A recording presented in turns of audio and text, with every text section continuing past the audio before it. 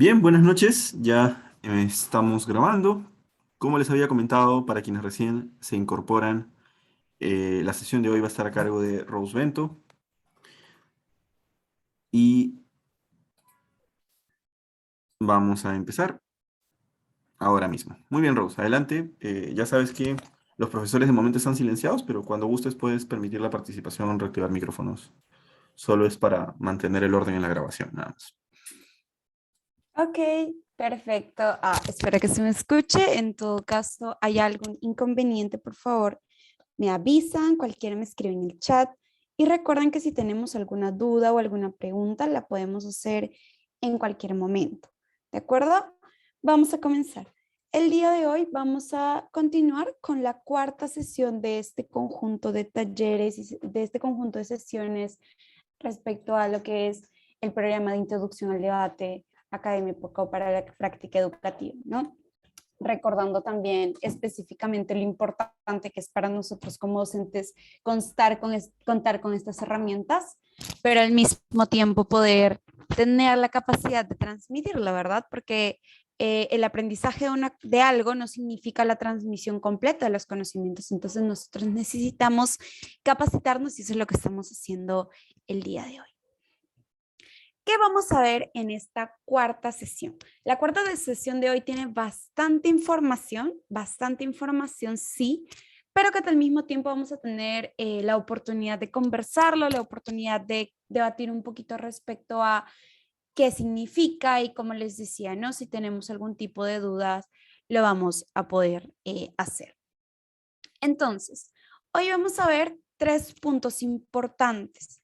El primero, mociones. ¿Qué es una emoción? ¿A qué nos referimos con emoción? ¿Qué tipos de emociones hay? Y cómo se aborda cada una de estas emociones. ¿De acuerdo? Acá vamos a hablar de la emoción política, de la emoción de actor, de la emoción de análisis, que son emociones muy particulares y que cada una es distinta a la otra. También, ¿por qué es importante analizar una emoción respecto a, por ejemplo, a nivel de la necesidad de entender qué tipo de emoción es, ¿verdad? Porque si no podríamos decir, bueno, hay que debatir lo que haya, no tendríamos por qué especializarnos en algo en particular. Vamos a ver también el formato del día de hoy, el formato que es el formato WCDC, el formato WorkSkills, que es para escolares. Vamos a ver si existen otro tipo de formatos, cuáles son los formatos que existen y específicamente de qué trata, cómo se ordena, etcétera. Entonces es un conjunto de cosas que vamos a empezar a trabajar. Luego, vamos a ver también dentro de los contenidos que aprenderemos hoy, lo que son los principios básicos de argumentación y refutación. ¿A qué se refieren con principios básicos? Vamos a aprender la parte de la noción de qué es argumentar, por qué argumentamos, qué es refutación y cómo refutar, que es lo más importante porque la refutación en sí misma no tiene mucha magia. La magia no está en qué es, sino en cómo hacerla, que es prácticamente lo que tenemos que centrarnos como docentes. Recordemos que estos son aprendizajes que debemos manejar, porque en tanto nosotros lo tenemos claro, podemos quitar las dudas de los escolares. Y si, por ejemplo, en algún momento nosotros en el aula queremos hacer un tipo de un debate de forma incluso más coloquial, no necesariamente usando el tipo de formato, igual es necesario tener estos conocimientos para poder orientarles a el cuidado, por ejemplo, en una refutación, qué es refutable y qué no es refutable o cómo hacerlo, ¿no? En principio, cuando los chicos no necesariamente han practicado estas dinámicas. Entonces, vamos a empezar respondiendo una pregunta sumamente importante dentro de las preguntas importantes que aprenderemos hoy. Y la primera es, ¿por qué es importante identificar el tipo de emoción? Porque podemos pensar que pues las emociones son muy variadas, que las emociones son entre comillas, pues plurales, como no hay mucha intención en función a, ok, esto es lo verdaderamente importante y esto no es importante, sino que en su generalidad pensar que las emociones son iguales y no interesa si son distintas. Pero sí, en realidad hay razones por las cuales es necesario identificar qué emoción vamos a debatir. Por ejemplo, se podría decir que las células en biología son las mismas. Evidentemente no. Cada una cumple una labor distinta y cada una tiene un mecanismo de funcionamiento distinto. Sucede lo mismo en las emociones. Nosotros no podemos generalizar las células o los tipos de bacterias o las bacterias, los virus, porque son microorganismos, se generalizan. No. ¿Y por qué no hacemos eso? Porque cada uno tiene una distinción particular. Entonces, al identificar el tipo de emoción, vamos a saber 4 cosas. Vamos a poder tener 4 cosas y cualidades que nos van a permitir orientar a los chicos. La primera, el proceder con la emoción. Las emociones en su generalidad necesitan o tienen ciertos requerimientos. Entonces, cuando nosotros sabemos qué tipo de emoción es, vamos a saber cómo proceder. Es como cuando alguien te dice, vamos a manejar bicicleta. O, mejor, vamos a manejar carro. Y yo soy una persona que ha aprendido a manejar un carro automático, pero no sabe manejar un carro mecánico. Y las personas que sabrán de carros, pues efectivamente sabrán que hay una distinción entre estas dos. Uno es, bueno, dicen coloquialmente o generalmente que uno es más sencillo que el otro. Entonces, si yo no sé qué tipo de carro voy a manejar, probablemente igual, entre comillas, lo pueda manejar, pero va a haber una distinción porque yo no sé cómo proceder. El carro automático tienes que solo presionar y colocar, el carro mecánico, o sea, más manual, tienes que hacer ciertos movimientos para poder colocar correctamente si vas a retroceder, si vas a avanzar, si vas a ir a primera, segunda, tercera, ¿cierto? Entonces, no es exactamente lo mismo. La persona necesita saber qué pasos va a seguir. Pongamos el ejemplo de una receta. Cuando queremos preparar una receta en MiniChef con los chicos en primaria, qué sé yo, en secundaria, para poder decirles, prepáralo, probablemente ellos sepan cómo prender una cocina o cómo prender una sartén, pero sabrán cómo se hace un huevo a la inglesa o un huevo es solamente precocción, un huevo tal. O sea, estas distinciones también son importantes. No basta simple y únicamente con decir, bueno, no basta únicamente solo con decir, vamos a preparar algo y que ellos intuyan más o menos a que sepan cómo exactamente proceder. Y sabemos que esto es muy importante en los escolares, porque los escolares necesitan una pauta guiada clara, porque si no, uno, tienen dejadez, es decir, ya no tienen la intención de hacerlo porque de alguna u otra forma sienten que si no saben cómo se hace, lo van a hacer mal y temen el error, o simple y sencillamente no tienen una guía clara y sin una guía clara no tienen una motivación como tal de hacerlo porque se sienten perdidos. Entonces es necesario saber cómo proceder con la emoción y para saber cómo proceder con la emoción, porque no son iguales, necesitamos saber cuál de ellas estamos debatiendo. Para eso es nuevamente muy importante entender qué tipo de emociones. Segunda cosa, qué es lo que debemos probar. Las emociones que vamos a ver y sus tipos no son idénticas. Al no ser idénticas, no me piden exactamente lo mismo. No me exigen probar que es verdad o que tiene veracidad o que lo mío es más cierto que lo tuyo de la misma forma. Entonces, cuando nosotros queremos saber qué es lo que tenemos que probar, las emociones y los tipos de emociones también tienen mucho que ver. Y los requerimientos mínimos. ¿A qué nos referimos con los requerimientos mínimos?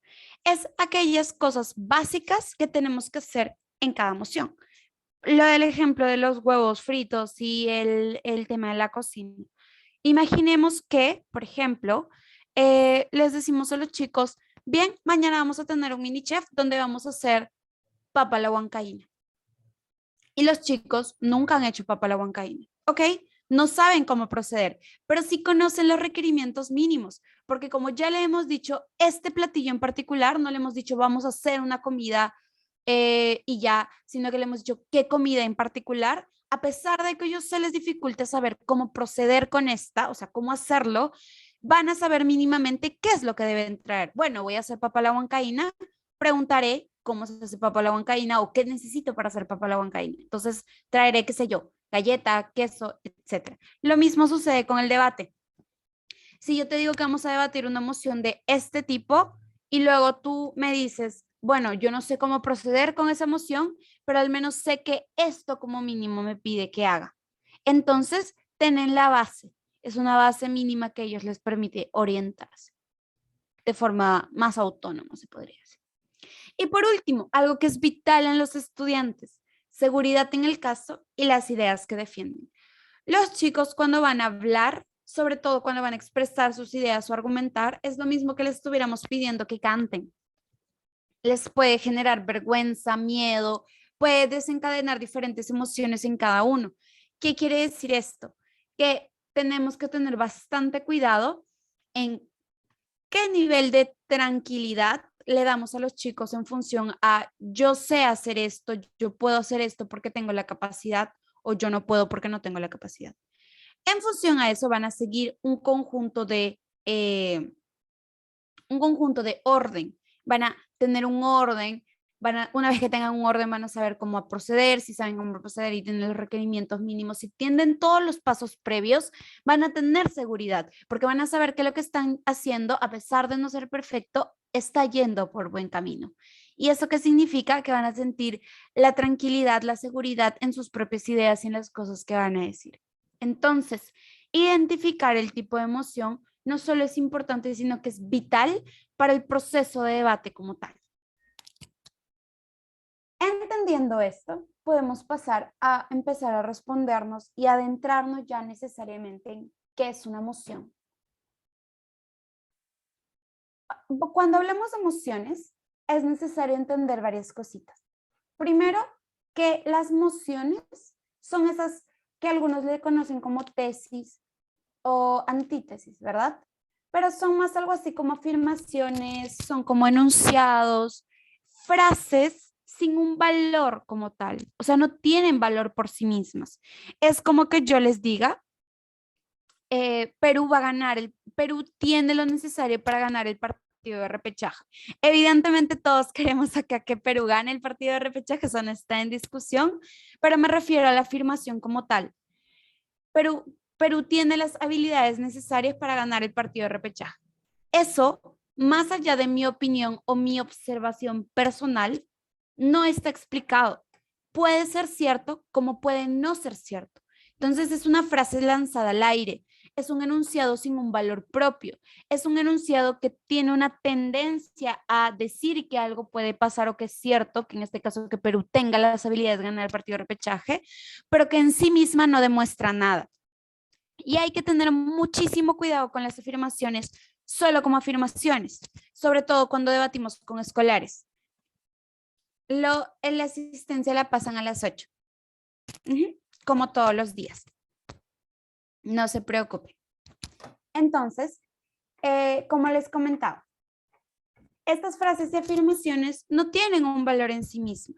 Como no tienen un valor en sí mismo, tienen que tener un juicio de valor. ¿De acuerdo? Estas afirmaciones enunciados son las mociones. Van a ser o defendidas o rechazadas, de acuerdo a la postura que le toque a los chicos. Por ejemplo, le va a tocar a Darío defender en contra y a William defender a favor. Listo. Y esta es la afirmación. Así sencillamente puede darse un debate. ¿Qué más necesitamos saber? Las mociones tienen una presentación particular. Esta presentación particular empieza con un S o SCQ. ¿Qué significa S? Significa esta casa. Y SCQ significa esta casa considera que. ¿Pero a qué nos referimos cuando decimos esta casa? Esta casa es como decir este equipo. Este equipo, esta casa, cree que Donald Trump no debió ganar las elecciones. Es lo mismo decir, este equipo considera que Donald Trump no debió ganar las elecciones, a decir, esta casa considera que Donald Trump no debió ganar las elecciones. Es una cuestión más como de forma, de presentación de la moción que viene por formato a que una cuestión compleja. O sea, es una cuestión en realidad bastante sencilla. ¿De acuerdo? Bien. Y lo mismo sucede con esta casa considera que ¿hay alguna variación entre la S y la SCQ? Ninguna. La variación simplemente es qué qué está mejor para la frase, ¿no? Para que la frase suene con coherencia. Porque no vamos a decir, esta casa, aplicación de la pena de muerte. O sea, esta casa, aplicación de la pena de muerte, si hablamos a nivel de lenguaje, no suena bien, ¿no? No suena que tenga coherencia ni mucha cohesión como tal. Pero si yo dijera, esta casa considera que esta casa considera que se debe aplicar o se aplicaría la pena de muerte, pues tiene mucha más coherencia, ¿no? Es una cuestión más de coherencia, ¿no? De la frase como tal. Así que no hay distinción, no es que sean cosas distintas. Cuando veamos esto, ya sabemos qué explicarles a los chicos. Ahora, tiene mucho que ver también con qué temas se utilizan. Hablemos de las emociones como tal. En aula, en la vida, en diferentes espacios, debatimos de cualquier cosa. El debate es parte de una práctica constante que nosotros tenemos a nivel personal, a nivel grupal, a nivel social, a nivel individual incluso. A veces tenemos debates internos, confrontaciones internas sobre decisiones que necesitamos tomar. Que esta, por ejemplo, en todo caso, se explica o se manifiesta en relación a, por ejemplo, cuestiones más personales, ¿no? Pero siguen siendo debates internos. Y los debates externos, los que podemos tener en diferentes espacios y momentos, en la escuela, en la casa, con otros compañeros, con amigos, en un club de estudio o incluso con las parejas, ¿no? Que sabemos que los chicos, bueno, ya están grandes y algunos por ahí. Entonces, el debate está en todo momento. Y si está en todo momento, al igual que está en una cuestión de tiempo, de forma como transversal, de la misma forma, los temas.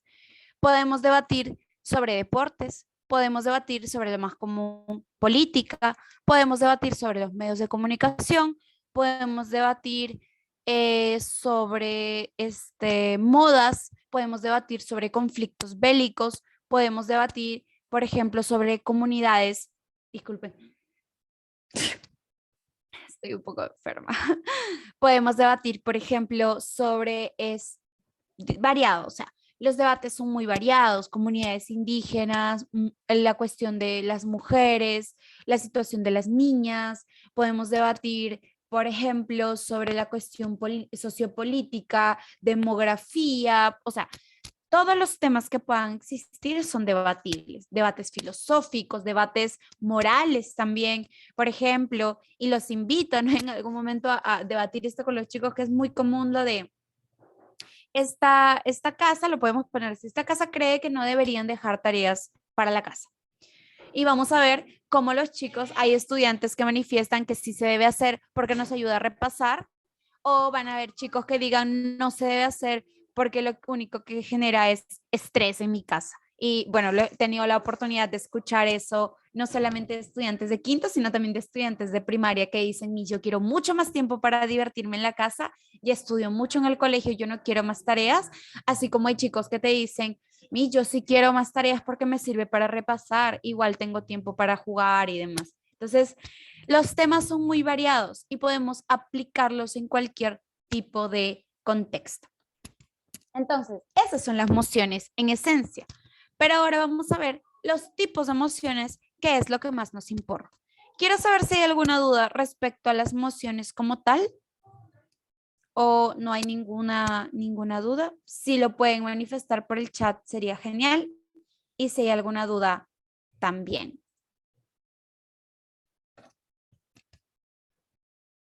Entiendo que no hay entonces ninguna duda sobre este punto en particular. Vamos a avanzar entonces. Dejamos ahí el tema de las emociones y ahora pasamos a los tipos de emociones. El primer tipo de emociones que vamos a ver el día de hoy son las emociones políticas.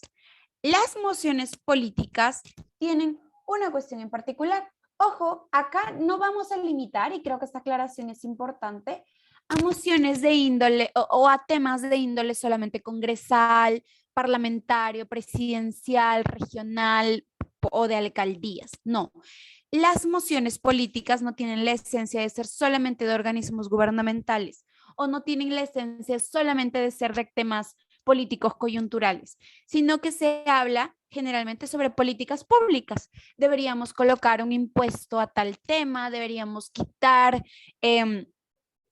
un subsidio de social, deberíamos agregar, o el tema, por ejemplo, ahorita del cambio de la bandera, que si bien pues por ahí genera discusiones políticas congresales, más allá de eso es un tema político que se puede debatir dentro de clase y demás. Entonces, las mociones políticas no hablan únicamente sobre si se va a vacar o no se va a vacar a un presidente o se va a censurar o no se censurar a un ministro o si se va, por ejemplo, a aprobar o no aprobar una ley. Se habla específicamente sobre la implementación o la intención de implementar una propuesta de política pública, una intención de política pública. ¿En dónde? En un contexto real.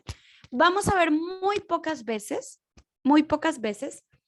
mociones políticas de temas que hayan pasado.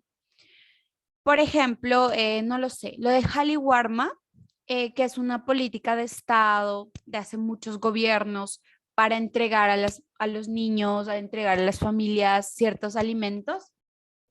Eso es un debate que ya pasó, que en su momento se dio, que en su momento se decía si esto solucionaría o no solucionaría el problema de la comida y demás. Pero dudo que un debate hoy en día sea esta casa o se debería aplicar el programa Caliwar. O sea, no tiene mucho sentido porque es algo que en nuestro contexto real ya se da. Entonces, no es un tema de debate, Caliwarma ya está aplicado. Será, quizás podría ser un debate, esta casa cree que se debería suspender el programa Caliwar. Eso es un debate que pertenece al contexto real, que invita a hacer un cambio en la realidad. Las mociones políticas siempre van a invitar a hacer una distinción del status quo, aplicando algo como, por ejemplo, no se aplicaría el impuesto a la riqueza o quitando algo. Por ejemplo, se haría ilegal la donación de órganos, una cosa así. Entonces, la implementación política en contextos reales va más en función a qué hacemos en el contexto de la realidad. Contexto realidad se le dice status quo, que es un nombrecito que se le da, status quo por el estado de algo. Pero ¿cómo detectamos las mociones políticas? Las mociones políticas pueden detectarse fácilmente si tienen estos verbos. Por ejemplo, si vemos el verbo prohibir, si vemos el verbo priorizar, implementar, permitir, legalizar, son mociones políticas. O censurar, ¿no? O bueno, prohibir, censurar, similar. Por ejemplo, si yo les digo, esta casa legalizaría el cannabis en general, no la marihuana. Pues es un ejemplo. En este caso en particular, es una moción política, porque dice legalizaría. Estamos tratando de hacer legal algo que en nuestro contexto real no es así.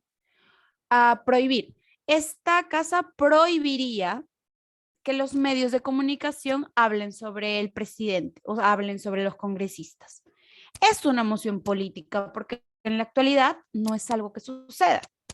O esta casa implementaría un programa de bono social permanente, o sea, que se le dé un bono económico permanente a las personas, como en otros países se hace.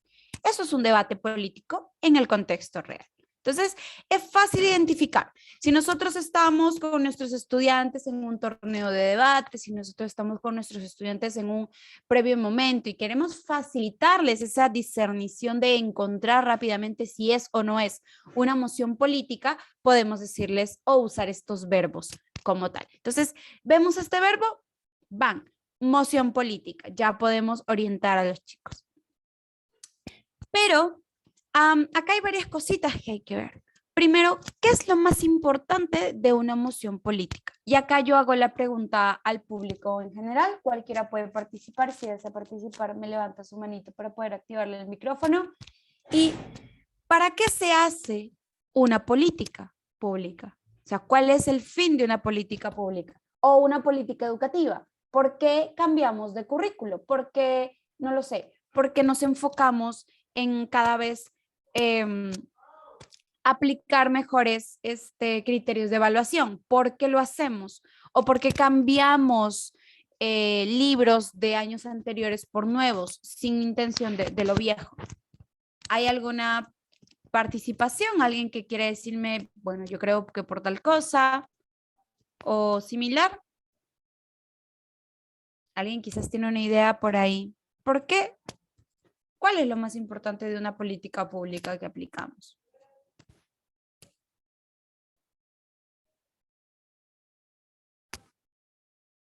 Bien, la vamos a resolver tal cual en este momento. La razón por la cual, a ver, dice Jenny, las propuestas establecen mejoras. Exacto, va por ese fin, ¿no? Es como los contextos van variando. Cuando nosotros vemos que nuestra realidad cambia, es necesario adaptarnos a ella. Se quiere mejorar, como dice Lourdes. Entonces, si queremos mejorar, si queremos cambiar, si queremos avanzar, necesitamos hacer dos cosas. Mejorar lo que ya existe y resolver el problema que aún queda. Entonces, lo más importante en una moción política va a ser resolver de forma efectiva el problema. Si yo quiero mejorar un programa ya existente, por ejemplo, lo de Cuna Más, mejoremos Cuna Más. Si yo quiero mejorar Cuna Más, es porque le he encontrado una falencia, porque si estuviera bien implementado, yo no necesitaría reorganizarlo, mejorarlo. Es porque yo encuentro un problema, una falencia, algo que hace que no esté funcionando bien o que no esté funcionando a su máximo potencial. Entonces, yo trato de resolver ese problema y quien resuelve mejor el problema que existe es la persona que generalmente va o el equipo que generalmente va a ganar el debate que se está llevando a cabo. Entonces, eso es lo más importante. Cuando veamos una moción política, tenemos que cerrar a la idea de tenemos que resolver el problema que nos viene aquejando, tenemos que resolver el problema que se nos está presentando. Bien, acá hay algunos ejemplos. Por ejemplo, esta casa dolarizaría la economía peruana, o sea, que ya no sean soles, sino que ahora sea dólares. Por ejemplo, esto. Es bastante curioso e interesante de debatir, pero es una moción que exige un cambio a un problema. Sí, evidentemente, la devaluación del sol frente al dólar. Se está devaluando los soles por temas externos, sí, pero se está devaluando. O podríamos decir que eso significa un problema de un tema de modernidad, vamos a modernizarnos económicamente, etcétera, ¿no? Otra cosa, esta casa nacionalizaría los recursos naturales más importantes, hacer que las empresas que manejan, por ejemplo, el petróleo, el oro, la parte minera, que trae, por ejemplo, muchos beneficios a nuestro país, ahora sean nacionalizadas, ¿no? Es como, es ello. Sí. A ver, dice Freddy, también podría ser la mejor propuesta para... Exacto, la moción política busca eso, ¿no? Buscar la mejor solución o mejor propuesta para atender una necesidad pública. Necesidad pública se puede entender como problema, exactamente como dice Freddy. Listo. Ahora, y el último, ¿no? Esta casa legalizaría la marihuana con fines recreativos, que es el consumo de marihuana de forma libre. Entonces, estas son mociones políticas que nosotros podemos evidenciar y que al mismo tiempo son fáciles de debatir, fáciles de ver dentro de este tema. Recordemos que hoy en día la marihuana es, bueno, el cannabis en realidad que es un derivado de la marihuana es legal en nuestro país para los pacientes que lo requieren para inhibir y mejorar las condiciones en las cuales se encuentra. Entonces puede ser un debate enfocado a otra cosa, ¿no? Porque si fuera esta casa legalizaría la marihuana, pues algunos estudiantes o algunos demás nos podrían decir, no, pero eso ya es legal o es parcialmente legal. Por eso se le agrega el complemento, ¿no? Con fines recreativos. ¿Todo claro sobre las mociones políticas? Vamos a terminar de encerrar esto en el cómo se aborda. Las mociones políticas, tenemos que entender varias cositas que tienen que ser claves. Primero, no debemos responder a la moción no debemos responder al debate como ¿por qué sí hacerlo? O ¿por qué no hacerlo? Puesto que si hacemos ello, vamos a caer solamente en un sí hay que hacerlo por tal razón y no hay que hacerlo por tal razón. Cuando los chicos nos entregan un proyecto o cuando les dejamos un proyecto a los chicos, no solamente, o cuando queremos hacer un proyecto en general con ellos, no solamente pensamos en, ay, sí, hay que hacer el proyecto de reciclaje en la escuela. Ya, sí, porque hay mucho desorden o afuera del colegio hay mucha, la gente tira basura y ya. Hay que hacer, se debe implementar una campaña de concientización y colocar puestos o esos tachos de reciclaje de colores, ¿no? De respectivos colores para los respectivos desperdicios. No solamente en el aula conversamos, ah, sí, debemos hacerlo porque es bueno, o dicen, no, no debemos hacerlo porque la verdad no es tan necesario, eso debería ser en la municipalidad. No, no solamente nos quedamos ahí, nos quedamos siempre en cómo lo vamos a hacer. Porque independientemente de que sí lo hagamos o que no lo hagamos, la decisión de hacerlo también está en base a si podemos hacerlo. O sea, los implementos, ¿cómo lo haríamos?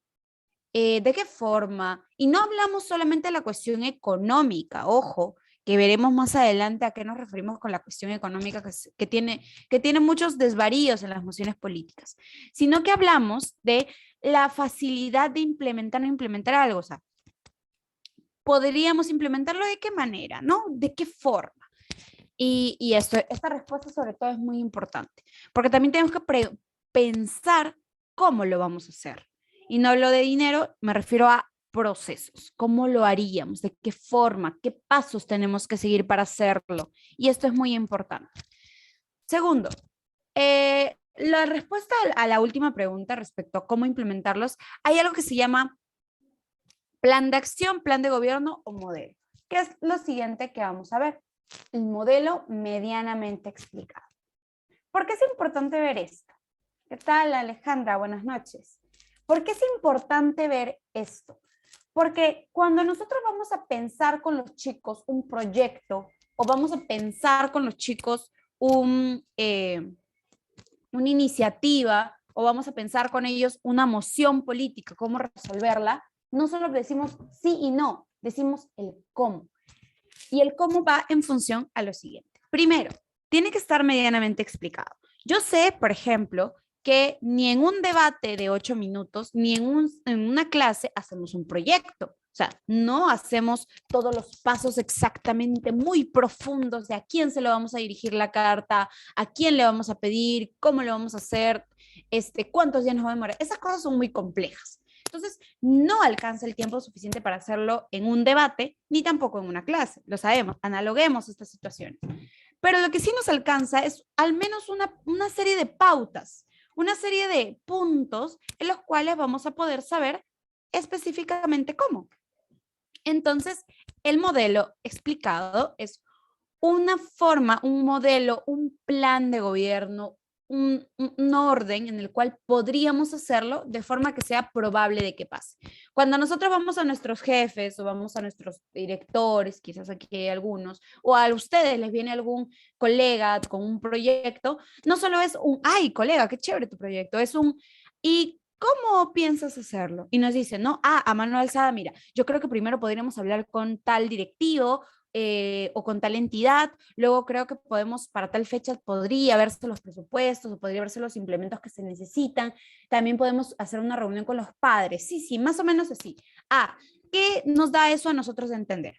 Cuando los estudiantes en su debate para resolver el problema del modelo político, del tema político que están debatiendo, nos presentan un modelo que entendemos nosotros, que saben del tema, que saben no solamente por qué es bueno hacerlo, sino que tienen una forma en la cual lo podrían hacer. No tienen que probarme completamente todo, pero al menos eso es lo que nos da a ver a nosotros como jueces, como profesores que estamos llevándolos por un rumbo, nos demuestra a nosotros y demuestra a los chicos que tenemos un norte, tenemos una forma medianamente clara de cómo lo haríamos. Y esto es importante porque significa que tenemos una base sólida sobre sobre lo que podríamos avanzar.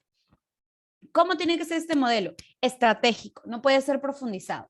Si tú estás en un debate donde tienes solamente tus chicos 15, 1 hora para preparar sus ideas, o por último, solo 8 minutos para hablar, que lo veremos más adelante el tema del modelo, del formato que vamos a aprender,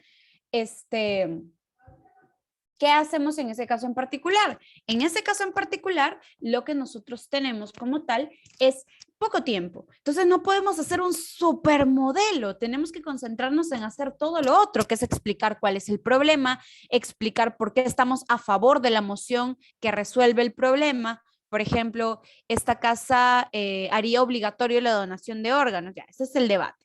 Listo, yo quiero hacer ese debate de es obligatorio la donación de órganos y para hacer eso obligatorio yo empiezo, ¿no? Hay un problema, explico el problema, explico mi contexto, el contexto peruano, el contexto internacional, etcétera, de que la gente no quiere donar, ya expliqué mi problema y expliqué esto, ahora tengo que explicar qué cosa mi modelo, porque si no solamente estoy diciendo el problema, ya, yo sí creo que se debe solucionar porque es necesario para la gente, ahí estoy exponiendo mi postura, si es a favor o en contra, lo estoy exponiendo en ese momento. Sí se debe hacer obligatorio, no se debe hacer obligatorio. ¿Y dónde está la diferencia? En el modelo. Se dice, ¿no? Nosotros sí creemos que se debe hacer obligatorio por las razones ya expuestas y ahora les vamos a explicar cómo más o menos se tendría que hacer. Incentivando, haciendo que en los hospitales haya mejor regulación para que bla, bla, bla, bla. Entonces, no hay mucho tiempo. Miren todo lo que hay que hacer y ni siquiera lo he profundizado, solo lo he dicho a mano alzada. Entonces, para suplir ello, el modelo tiene que ser estratégico. Tiene que tener relación con nuestras ideas, tiene que proteger nuestras ideas, blindar, es decir, proteger nuestras ideas de posibles refutaciones y tiene que ser medianamente explicado, no muy profundamente. Y tiene que ser razonable. Este es el otro criterio que vamos a ver hoy, la razonabilidad. ¿Por qué razonable? Porque no podemos poner criterios fantasiosos. No vamos a decir, por ejemplo, en la moción de esta casa legalizaría la marihuana, no vamos a decir, bueno, sí lo vamos a legalizar y nuestro modelo es tan perfecto que porque la gente no va a consumirla, no solamente lo van a consumir quienes lo necesitan. Eso es mentira, o sea, sabemos que eso es poco real, eso es muy poco probable. Entonces, ¿es razonable su modelo, su intención? No. Sus argumentos pueden estar bien, pero su modelo está deficiente. Tiene una deficiencia y eso les puede costar. Tiene que ser razonable. El modelo, los pasos que yo quiero seguir tienen que ser probables que sucedan en la realidad. Y luego, justo, ¿no? No vamos a venir acá nuevamente a decir cosas irreales que hagan injusto el debate, sino que presentamos un modelo medianamente justo, ¿no? Que la contraparte podría decir yo creo que no, yo creo que sí, de forma que el debate se dé lo mejor posible. Entonces, ello. Bien, hasta aquí, por favor, en el chat, ¿todo se encuentra claro? Todos los conceptos, toda la parte de las mociones políticas hasta este momento se encuentra claro. Darío, William, en el chat para que me puedan escribir, Gladys, sí, Efraín, ¿qué dice Luis? ¿Qué dice Anabel? Claro, está claro hasta el momento. ¿Sí? Isidro, ¿qué dice? Melba. En el chat, colegas, lo pueden hacer en el chat. Pueden escribir en el chat si está todo claro. Igual en todo caso entiendo que, bien, no hay preguntas. Bien, entonces seguimos para cerrar esta parte. Vamos a hablar del fiat. El fiat es algo muy vital. O sea, por ejemplo, el fiat habla de, ¿qué es fiat para comenzar? En una moción política, donde los dos equipos debaten, sobre todo en las cuestiones políticas, suele salir este argumento muy común de, pero no vamos a tener suficiente dinero para hacerlo, o no vamos a tener suficiente economía para hacerlo, no hay plata. Es un argumento, es un intento de refutación que muchos equipos escolares, muchos escolares lo usan, ¿no? Porque, bueno, sabemos que estamos en un país donde puede haber esa problemática y demás. Entonces, el fiat es algo que va para ambos equipos. Es como un mandato, es como una postura que pasa con esto, que permite que en efecto se pueda llevar a cabo. O sea, presupone hace que todos los que estamos debatiendo entendamos que esto es probable de que pase. O sea, sí se puede dar.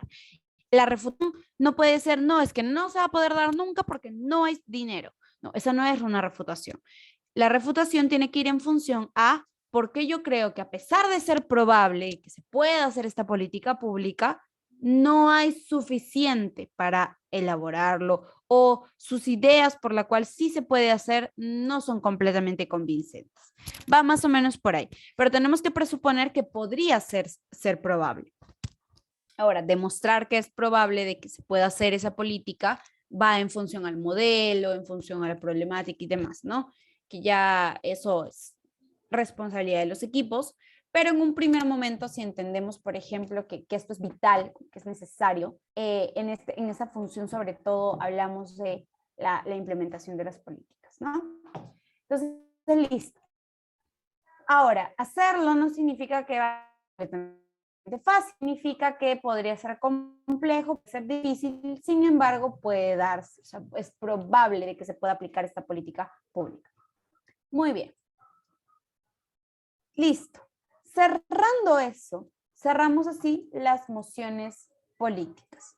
Las mociones políticas, repasando y recapitulando, tratan de responder un problema que sucede en nuestro contexto real, se busca hacer una explicación del problema, se busca tratar de explicar un modelo de pasos para sonar más veraces, se trata también de asumir que podría dar esa política, tanto para los que están a favor como para los que están en contra. ¿Sí? Muy bien. Entonces, ahora vamos a pasar a lo que es las mociones de actor, que son distintas, evidentemente. Las mociones de actor, a ver, no me deja pasar, están en función a esto. Las mociones de actor van a ser muy sencillas, más sencillas quizás que las políticas, ¿no? Va en relación a asumir un determinado rol. No como actuar, sino más como asumir que en ese momento, para tomar la decisión, yo tengo que considerar a la persona que me toca representar, ¿no? Entre comillas. Las mociones suelen ser como esta casa siendo presidente Castillo, algo. Esta casa como, o sea, esta casa como este equipo como un cantante famoso cancelaría su gira. Esta casa como un ciudadano promedio firmaría por estar en contra de una nueva constitución. ¿Qué sé yo? ¿No? Es como temas bastante variables. O esta casa siendo el Congreso estaría en contra de la ley por el maltrato animal, ¿no? Y etcétera. Entonces, las mociones de actor se tratan de asumir por un momento un personaje, asumir una entidad, porque ¿quiénes son los actores? Los actores son celebridades, políticos, organizaciones sin fines de lucro, partidos, movimientos sociales, personas naturales, de todo. Es como es de todo, o sea, podría ser cualquier cosa. Esta casa, siendo el Ministerio de Justicia, haría o condenaría a tal.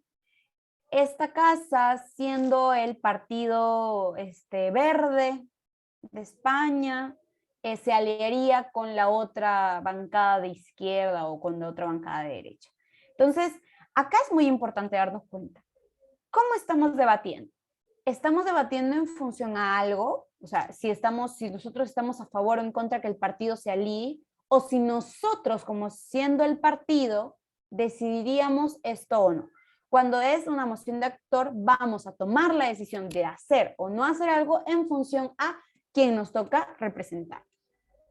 Si a mí me dicen, esta casa siendo Lady Gaga se retiraría de la música, yo no diré, bueno, Lady Gaga no quiere retirarse, sino diré, yo, como Lady Gaga, ¿tengo razones para retirarme o no? Y ahí empieza el debate. Es como la sumisión de un personaje, la sumisión de una postura, la sumisión de un determinado actor en un determinado momento, ¿no? Y esto responde a 3 preguntas: el querer, el deber y el poder. ¿Por qué? ¿A qué se refiere con querer? Porque no siempre alguien quiere hacer algo. Por ejemplo, supongamos que aquí, en esta sala de Zoom, Gladys y José son amigos muy cercanos. Entonces, se conocen de años y demás. Pero lo que no sabe Gladys es que a Josué le cae mal, ¿no? Josué le tiene odio, molestia a Gladys, ¿no? Y ella no lo sabe. Y de repente un día se encuentran, están caminando y Gladys tiene un pequeño, pues, accidente en bicicleta, ¿no? Y necesita ser atendida de urgencia. ¿Qué sucede si ve por ahí, por ejemplo, a Josué? A Josué Gladys le cae mal. Entonces, Josué, si tenemos la emoción, esta casa siendo Josué ayudaría a Gladys. ¿Josué querrá hacerlo? Yo les pregunto, o sea, le cae mal, ¿no? ¿Querrá? A pesar de conocerse años, él tendrá la intención. Espero sus respuestas, profesores, en el chat o directivos.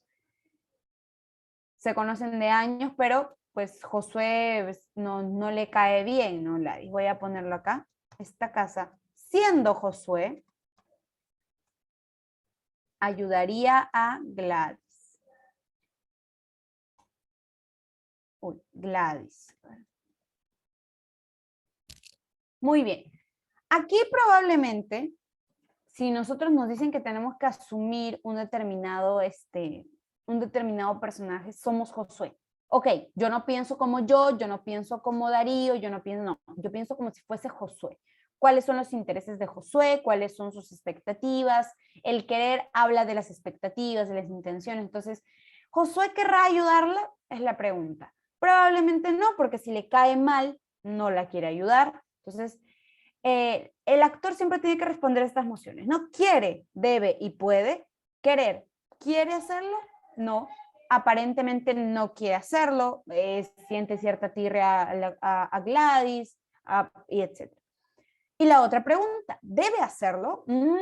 Acá hay una cuestión bastante particular. Moralmente, en la sociedad debemos ayudar a las personas que se encuentran en problemas. Entonces, ¿debe hacerlo Josué? Yo como Josué, ¿tengo la obligación de hacerlo? Sí, socialmente tengo la obligación de hacerlo. Entonces, me veré en la obligación de hacerlo. Sí, tengo el deber de hacerlo. La pregunta es, ¿puede hacerlo? O sea, ¿puede? ¿Tiene las herramientas para lograrlo? ¿Las tiene o no las tiene? Aquí probablemente la respuesta sea que sí, porque puede ir, llamar a la ambulancia, llamar él mismo, si sabe primeros auxilios, ayudar. Entonces, ¿en base a quién hemos decidido? ¿En base a lo que a nosotros nos parece? No. En base a lo que Josué tomaría para decidir. En base a las consideraciones que Josué usaría para tomar o no tomar una decisión. Entonces, listo. Y el contexto. Ojo, aquí es muy importante. El actor, en las mociones de actor, no se va a decidir solamente en base a cualquier cosa, se decide en base al contexto. Por ejemplo, si es un contexto de guerra, probablemente la decisión que se tome sea un poquito más, pues, con mucho más cuidado, ¿no? Así. Entonces, no es como que cualquier cosa se da porque sí, se toma en base a las decisiones reales, al contexto, vamos a decir también. Sí, en base a la que nos toca representar en la moción de actor, esta casa siendo Donald Trump, volvería a postular, por ejemplo, probablemente Donald Trump sí quiera, probablemente Donald Trump no deba hacerlo, pero podrá hacerlo sí. Entonces, quiere y puede, lo hará probablemente, ¿no? Pero la decisión ahora que esta casa siendo Donald Trump en este contexto en el que su partido no es el que está en el poder, ¿lo hará? También el contexto juega para tomar o no tomar una decisión. Listo. Entonces, ¿verdad? Vamos a ver.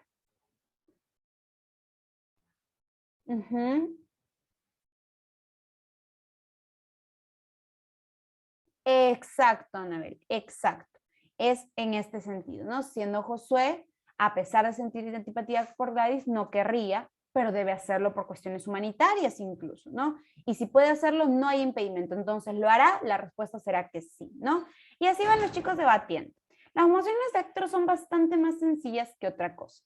Pero ¿cómo lo abordamos? Primero, como le decíamos, ¿no? Enfocarnos en el actor principal, decidir como el actor principal. Si la moción dice, esta casa como ciudadano afgano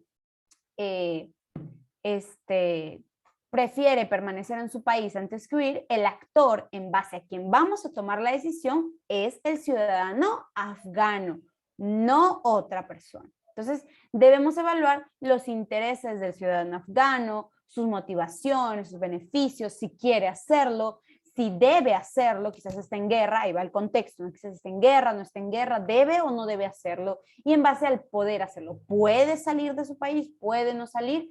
Todo eso se toma en consideración. Entonces, ello. Y también nos ayuda a caracterizar al actor, que eso lo veremos como más adelante, ¿no? Esta moción en particular no requiere un plan de acción, no necesita un modelo detallado de pasos para hacerlo, no, esto no lo necesita, simplemente vamos a tomar la decisión en función al actor principal, a quien nos toca principal. Listo. Ahora sí, todo claro con la moción de actor para pasar a la moción de análisis.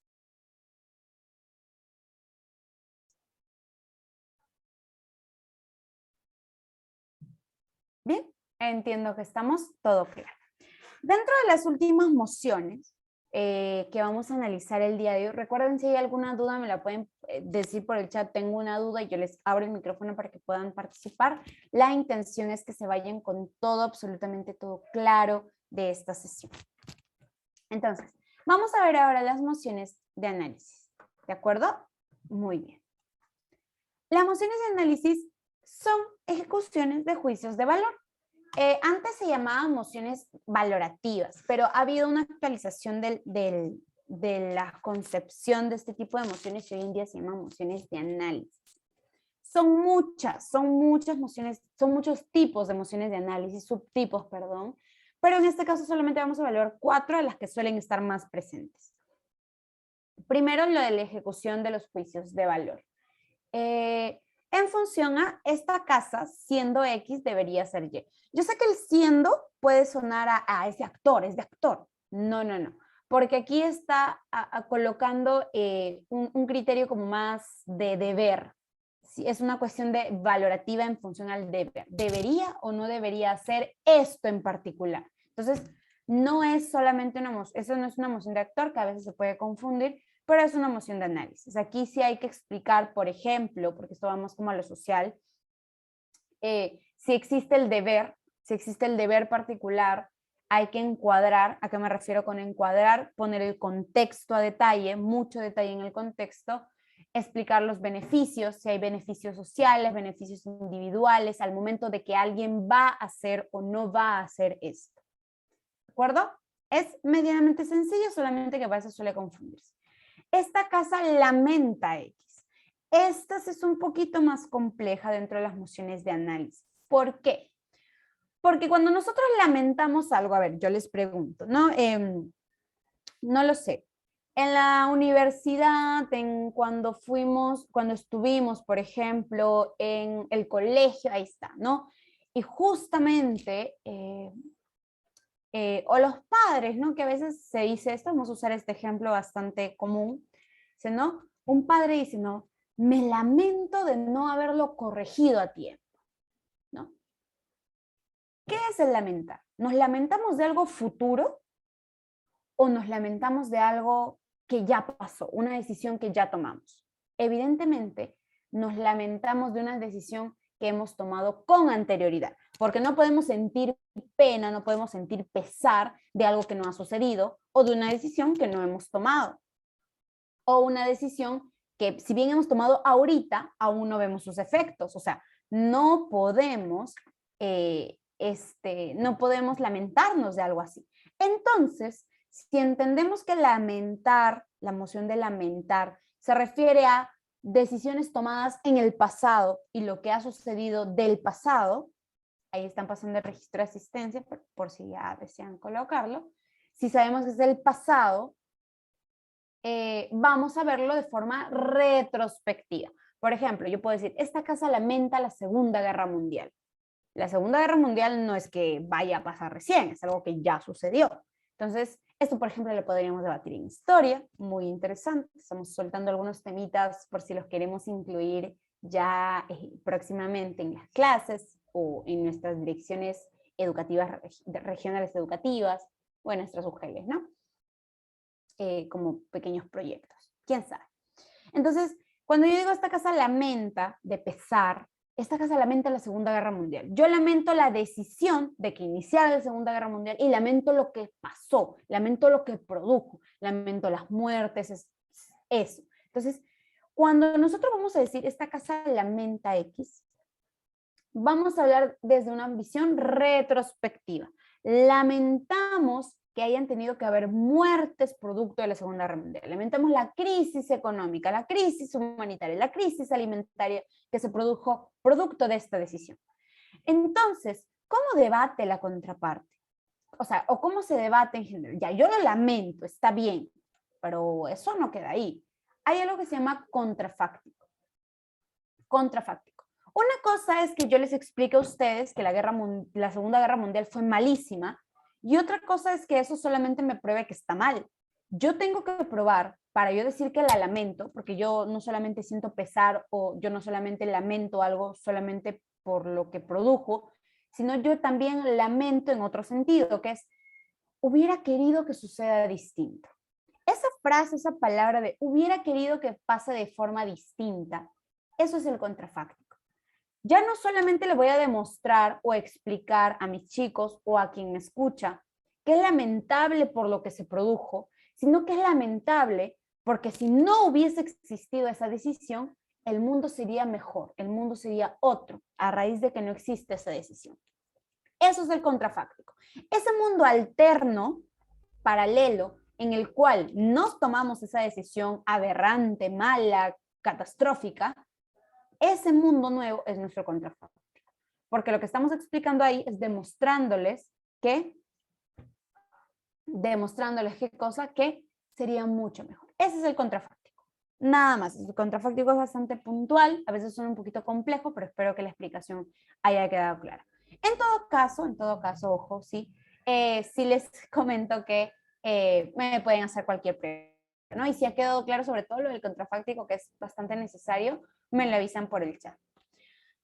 Ahí hablamos, bueno, qué beneficios, qué perjuicios ha traído al mundo el contrafáctico y qué hubiese pasado si esta decisión no existía.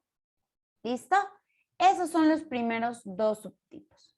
Vamos a hablar de otros dos subtipos más. Esta casa prefiere A sobre B, que es mucho más común de lo que parece. Y los chicos lo van a identificar al toque. Y no me refiero por el tipo de emoción solamente, sino porque es algo que ellos hacen alrededor de siempre. Si tienen dos fiestas a las que ir, ellos van a preferir una por sobre otra. Y ponen criterios. Esta emoción es una emoción de criterios. Porque cuando nosotros decimos preferir A o B, si vamos a hacer una elección, quiere decir que ambas opciones están disponibles. Entonces vamos a preferir una por sobre otra cuando podríamos elegir cualquiera de los dos. O sea, ambas se pueden dar, solamente vamos a ver cuál nos favorece o cuál preferimos. Entonces, es la más sencilla de las mociones de análisis como para trabajar con ellos. Se habla de preferir uno antes que el otro, cuando ambas son una opción, y siempre hay como beneficios exclusivos de uno, ¿no? O perjuicios exclusivos. Hablemos del ejemplo de las fiestas. Cuando los chicos van a decidir, ¿no? Esta casa prefiere al quinceañero de mi mejor amiga que al cumpleaños de un compañero de otro grado de promoción. Entonces, aquí ellos van a hacer preferencias, o sea, podrían ir a ambas, supongamos que los papás le han dado el permiso para ambas, bacán, muy bien, chévere, tienen la oportunidad de ir a ambas, pero ellos van a elegir una, porque no pueden estar en ambas al mismo tiempo. Entonces, ¿cómo eligen? Uno es de un amigo, bueno, cercano, pero el otro es de mi mejor amiga. Y así van inclinando ellos la balanza. También hay beneficios exclusivos. En esta fiesta voy a estar con mi mejor amiga, con mis amigos más cercanos. En la otra fiesta no sé si lo estaré. Esto es un beneficio de la amistad más cercana que solo tengo en una de las opciones antes que en la otra. Entonces, es una moción básicamente de elección. Y la última de esta casa apoya o opone, ¿no? Por ejemplo, esta casa, ahí está, los chicos, supongamos, aman sus uniformes, y justo en el colegio se va a hacer un censo sobre si cambiar el modelo del uniforme, imagínense. Las mociones de apoyar o oponer van más que una cuestión tácita de hacer o no hacer algo, va más a un apoyo simbólico, a una opinión a favor o en contra, un apoyo simbólico a eso, sin consecuencias como tal, ¿no? Sino que ellos dicen que está justificado hacer algo, o sea, lo apoyamos porque esto es justo, porque está justificado, porque es necesario, porque es real, una cosa así. O me opongo porque no está justificado, no me parece correcto, creemos que es innecesario. Diferentes criterios. En la cuestión de apoyar u oponer, acá vamos a hablar siempre y sobre todo acerca de si las consecuencias, pues, como son, ¿no? Imaginemos lo que les decía del censo por los uniformes.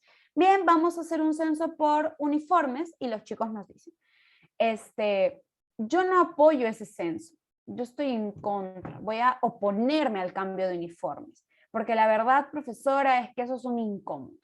Pero a fin de cuentas, ¿será solo su decisión? No, pero él tiene la oportunidad de apoyar u oponerse, ¿no? Entonces, es así, básicamente es simbólico porque ellos no tienen injerencia total, la injerencia final la tienen los directivos, la tienen los profesores, etcétera. Pero ellos pueden manifestar que hay suficientes razones para apoyar la iniciativa u oponerse de forma simbólica, ¿no? Lo rechazo, o sea, tendré que usar el uniforme, pero yo no lo apoyé, yo me opuse. Entonces, así. ¿Todo claro hasta aquí, por favor? Porque aquí estamos cerrando lo que es las mociones de análisis con el abordaje. Como las mociones no nos exigen ningún tipo de estas mociones implementar un plan de acción, nos olvidamos siempre del cómo y solamente nos vamos a lo valorativo y no entramos únicamente en la discusión o en la explicación del por qué, ¿no? Es como, eso es lo más importante. ¿Por qué sí? ¿Por qué no? ¿Por qué preferir esto? ¿Por qué no preferir esto? ¿Por qué apoyarlo? ¿Por qué oponerme? ¿Por qué lamentarlo? ¿Por qué no lamentarlo? ¿Por qué hubiera sido un mundo mejor si no hubiera pasado esto? Bla. Siempre se va en función al por qué, es lo más interesante. Y como lo decíamos, identificar siempre el contrafáctico en las mociones de lamentar que sí es necesario, ¿no? ¿Cómo sería el mundo si lo que estaba pasando en la moción no sucediera? Entonces, antes de pasar al formato WorkSchools, quisiera saber si hay alguna pregunta de la sala.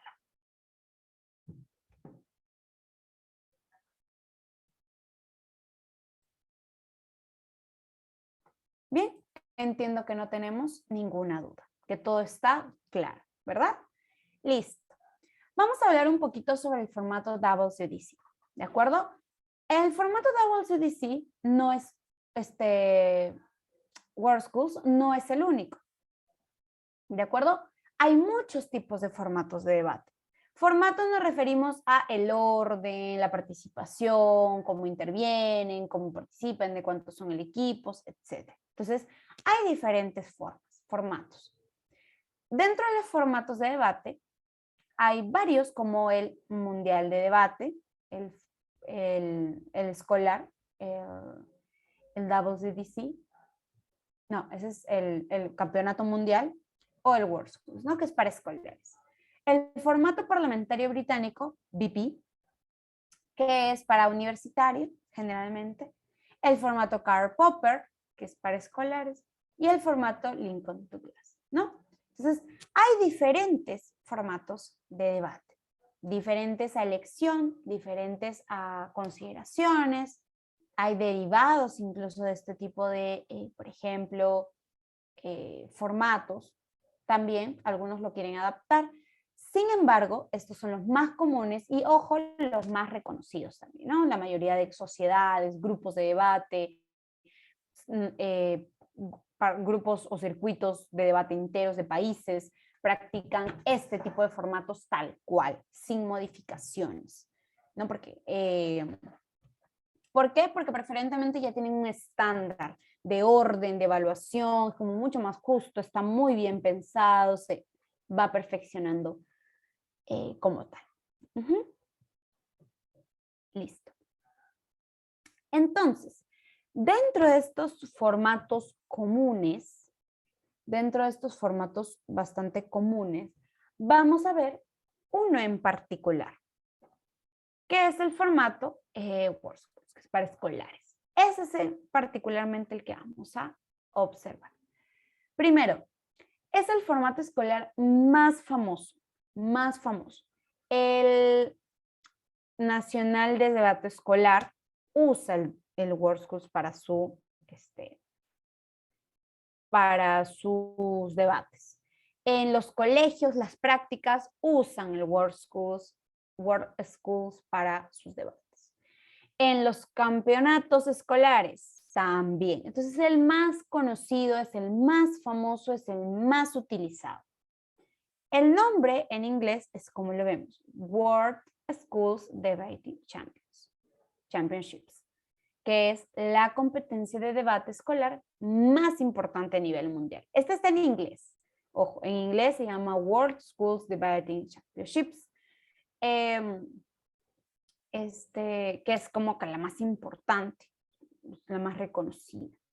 Entonces, sin embargo, particularmente aquí hay una observación, que es en el debate escolar se usa el formato, pero se llama, pues no, en español, Campeonato Nacional de Debate Escolar, Campeonato Mundial de Debate Escolar, Torneo Nacional de Debate Escolar, que es el TNDE, que se realiza ya hace varios años, lo realiza Didáctica con apoyo de diferentes instituciones. Y pues ese es como el origen del nombre, ¿no? Porque es un nombre muy particular, no se escucha mucho, etc. Ahora, ¿cuántos equipos participan? Siempre van a participar 2 equipos, siempre. Es decir, se van a enfrentar 2 equipos, pueden ser 2 colegios, pueden ser 2 grados de estudios, pero siempre van a ser 2 equipos. Y, ojo aquí, cada equipo va a estar conformado de 3 personas. Quiere decir que en total va a haber 6 oradores. 3 del equipo que está a favor y 3 del equipo que estará en contra. Entonces, así nosotros lo que observamos, lo que nosotros vemos específicamente, son equipos que en esta particularidad, pues lo que tienen es este distintivo, ¿no? Este distintivo de particularmente participar solo a favor y en contra. Hay otros formatos que tienen mucho más equipos, pero no nos estamos centrando en ese, nos estamos centrando en el que probablemente más sea conocido. Si alguien de acá en algún momento quiere hacer un club de debate en el colegio, en sus colegios, o quiere hacer una reunión de debate, o quiere participar en algún torneo, generalmente el formato que más se va a usar es el WorldSkills. Entonces, si este es el más común, este es el que queremos que ustedes tengan completa seguridad de cómo funciona. ¿Cuánto tiempo hace cada discurso? 8 minutos. Cada discurso demora 8 minutos, es decir, el primer orador, 8 minutos, el segundo orador, 8 minutos, el tercer orador, 8 minutos. Y así van intercalando. Todos tienen 8 minutos cada participante, cada persona que participa. ¿Qué más necesitamos saber? En algunos países este formato se le conoce como formato parlamentario británico escolar. ¿Sí? Porque, bueno, se inspira en el formato parlamentario británico, ¿no? Pero, sin embargo, ya vamos a ver pues, que tiene sus características particulares. Veamos aquí. Miren, tenemos la casa de proposición y la casa de oposición. Los que están a favor se van a llamar, evidentemente, proposición. Y los que estén en contra se van a llamar oposición. ¿Por qué proposición y oposición? No hay magia ahí. Es simple y sencillamente el nombre particular que se le da. O sea, los que son proposición son los que están a favor siempre y los que son oposición, los que están en contra siempre. ¿sí? Van a tener estos tres formatos. El primero de proposición, el segundo de, el segundo de oposición, el segundo de proposición, luego el segundo de oposición. Salen de forma intercalada. Primero de proposición, primero de oposición, segundo de proposición, segundo de oposición, para que haya confrontación. Cada discurso de cada uno de estos chicos, de los primeros 6 intervenciones que están acá, dura 8 minutos. 8 minutos. Sí, y en este particular caso, ojo, simple y sencillamente tienen roles, tienen requerimientos particulares que cada uno de ellos debe cumplir en un debate común, que lo vamos a ver justo ahorita más adelante. Pero sí o sí, cada uno tiene ciertas responsabilidades. Y estas responsabilidades tienen que ser cumplidas para hacer lo mejor posible. Y hay una réplica. La réplica de ellos va a durar 4 minutos. ¿Quiénes pueden hacer la réplica? ¿El primero o el segundo que ha salido en cada caso? ¿El tercero puede ser? No, nunca. Puede ser el primero que salió de proposición o el segundo, y puede ser el primero de oposición o el segundo. ¿Qué hace? ¿Para qué se dedica? ¿Por qué tiene tan poco tiempo? Lo resolveremos a continuación. Entonces, este es el formato en el mismo debate, ¿no? O sea, así se enfrentan, así se van a encontrar, 3 contra 3, y uno va a repetir un discurso, sí o sí, pero de menos tiempo. Obviamente, pues no, de esos 8 minutos a veces se pasan un poquito, tienen algunos segundos de gracia. 15 me parece, 15 segundos de gracia en el cual ellos pueden culminar sus ideas, cerrar sus ideas como tal, etc. Muy bien, listo. Entonces, vamos a ver lo siguiente. Un detallito que me faltó acá. En estos primeros 3 discursos de cada CAPSA, de cada equipo, se pueden hacer preguntas. Se pueden hacer preguntas. Si algo no ha quedado claro, si algo nos está haciendo confuso, ellos pueden levantar su mano, o bueno, en el caso ahorita de virtual, porque todavía no se está haciendo presencial, salvo algunas excepciones, en el chat pueden poner punto de información, que es como decir, quiero una pregunta, que se resume en POIS, ¿no? Y esto lo pueden hacer a partir del primer minuto de los 8, ¿no? Suena el minuto 1, acabó el primer minuto, ahí tienen hasta el minuto número 7, del 1 al 7, esa cantidad de tiempo para hacer una pregunta, siempre. Pero en las réplicas, en los 4 minutos de réplica, no hay preguntas. Ahí no hay preguntas. Ahora sí, pasamos al orden de las intervenciones. Recordando, 3 participantes, 4 discursos, 2 equipos. Va a haber el primer orador, el segundo orador, el tercer orador y la réplica. Vamos a ver ahora, no solo el orden, ¿verdad? Porque van en ese orden tal cual, sino que ahora vamos a ver sus funciones, sus obligaciones. Dentro de las obligaciones que tienen los primeros oradores, hay una distinción. El que está a favor, el de proposición, y una distinción del que está en contra, oposición. El que está a favor, que es proposición, va a tener estas particularidades. Primero, va a definir conceptos de la moción. ¿A qué nos referimos con los conceptos de la moción? Nos referimos a esas palabras que podrían ser ambiguas para las personas que nos encontramos específicamente en ¿qué cosa? El debate, ¿no? ¿Qué sé yo? Una palabra que no se entiende muy bien o que los chicos no conocen, por ejemplo, ¿no? Tirria. Yo sé que eso, bueno, yo estoy muy acostumbrada a usarlo, no sé por qué, pero muy acostumbrada a usarlo, pero a veces la gente no lo sabe. Entonces, imagínense que en un debate yo digo, esto causa tirria entre estas dos comunidades. Pues el otro equipo dirá, ¿y qué es tirria? O sea, puede preguntar en un punto de información para aclarar. Sin embargo, siempre es necesario que si vamos a utilizar conceptos difusos, conceptos ambiguos, o si la moción de por sí tiene algunas palabras que podrían ser ambiguas para cada equipo, hay que aclararlo. Hay que colocar la definición, hay que colocar la explicación. Entonces, ellos van a definir los conceptos de la moción. La contextualización. El primer orador de la proposición va a explicar el contexto, que es decir, la situación real en el cual se encuentra. O sea, ¿cómo está el status quo? Lo que decíamos, no, ¿cómo está mi realidad material? Eso también tiene que hacer el equipo de promoción. ¿Cuál es mi realidad material? ¿Cuál es lo que está sucediendo? Y presenta su caso, ¿no? Yo defiendo, mi equipo defiende. Si es una moción política, explica su plan de acción, su modelo medianamente explicado y desarrolla siempre al menos un argumento, siempre. Tiene que hacer al menos un argumento, desarrollarlo, ¿no? Luego se pueden añadir más, por supuesto, pero en este primer orador sí o sí tienen que estar estas características, sí o sí tienen que cumplir con esto. Definir, contextualizar, presentar su caso y si es moción política, su plan de acción y su argumento. Eso hace el de proposición. Pero ¿qué sucede con el de oposición? El primer orador de oposición. El primer orador de oposición tiene ciertas facultades que le permiten cuestionar lo que dijo el primer orador de proposición, el que estuvo a favor.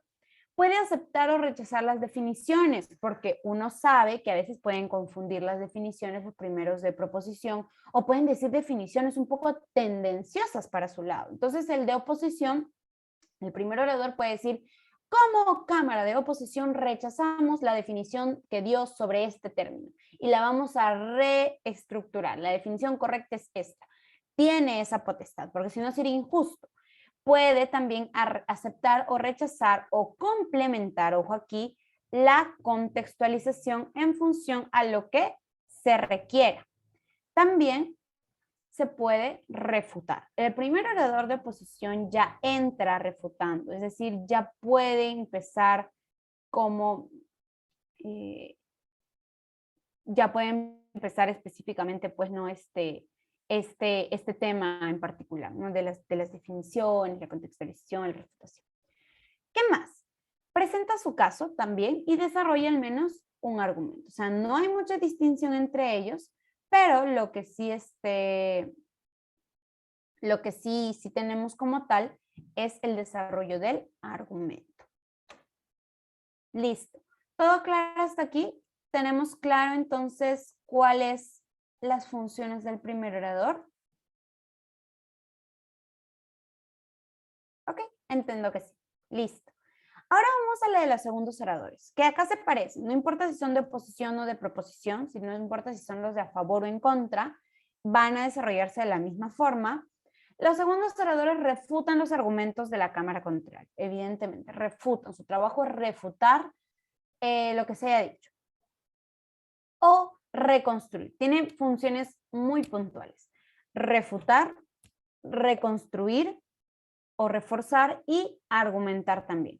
Puede profundizar los argumentos que ya se explicaron. Si mi compañero se puso nervioso y no logró terminar de explicar nuestro argumento conjunto o etcétera, lo que tenemos ahora nosotros en específico es ¿qué cosa? Poder complementar, poder dar un argumento nuevo, poder hacer explicaciones nuevas. Esto es una función que tienen los segundos oradores. Tienen esa capacidad, en efecto, ¿no? Entonces, bastante interesante por ese lado. Listo. ¿Qué más? Reconstruyen, traen nuevos, profundizan, pueden aportar completamente argumentos nuevos, profundizar argumentos no suficientemente explicados, reconstruir un argumento. Por ejemplo, si me han refutado mi argumento, yo tengo la capacidad o tengo el deber de reconstruirlo, de recoger los argumentos dados y reforzarlo de tal manera que vuelvan a tener relevancia en el debate. Relevancia en el debate. Eso hacen los segundos oradores de forma bastante puntual.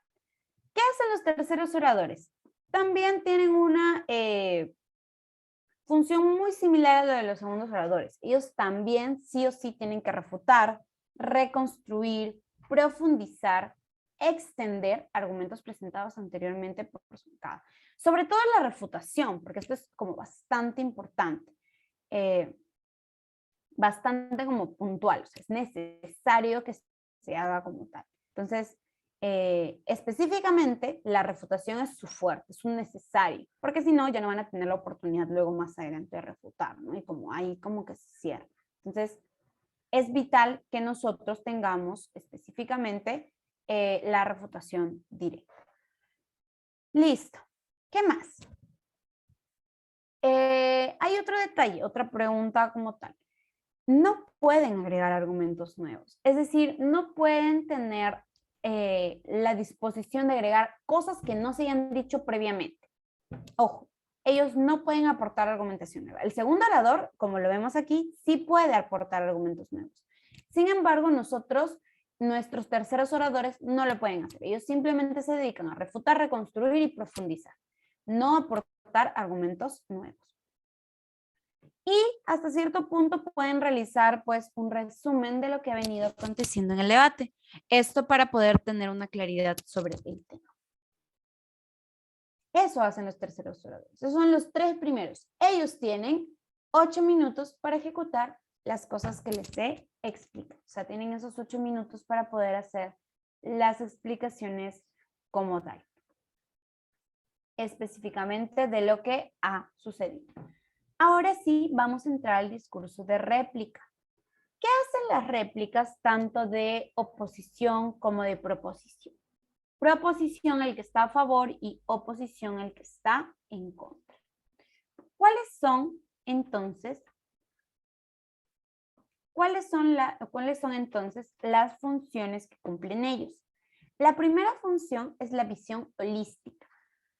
Cuando nosotros vamos a evaluar escolares, no los evaluamos en función solamente a una vez que han hablado o una vez que han dicho algo. Ya dijeron eso y se acabó.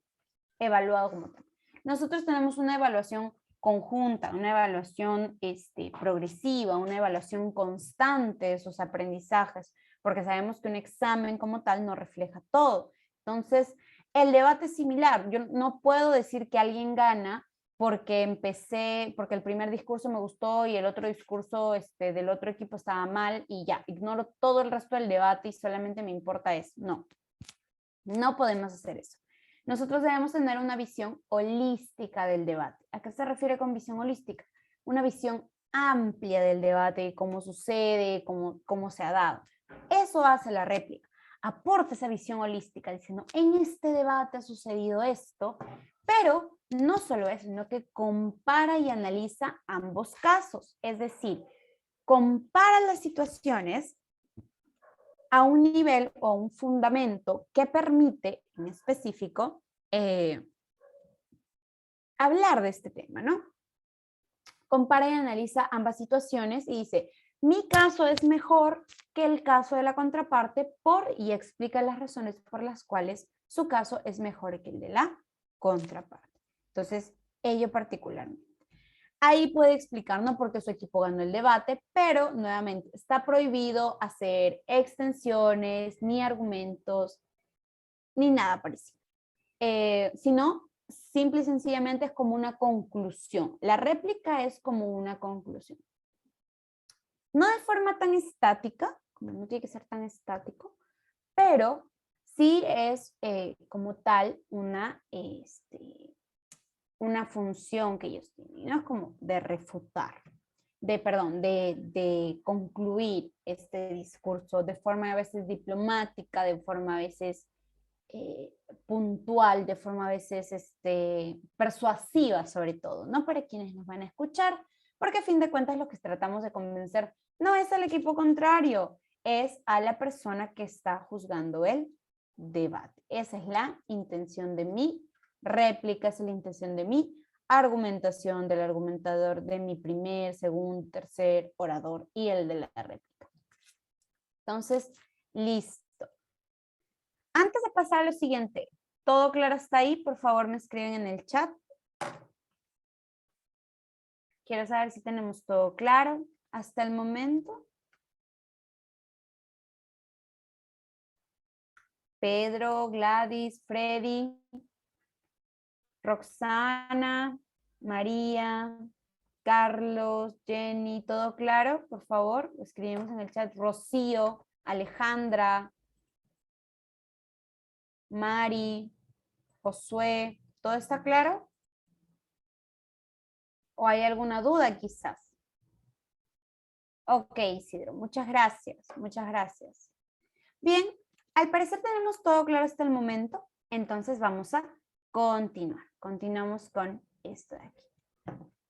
Listo, muchas gracias. Gracias, Mari. Está todo claro, me indican. Listo.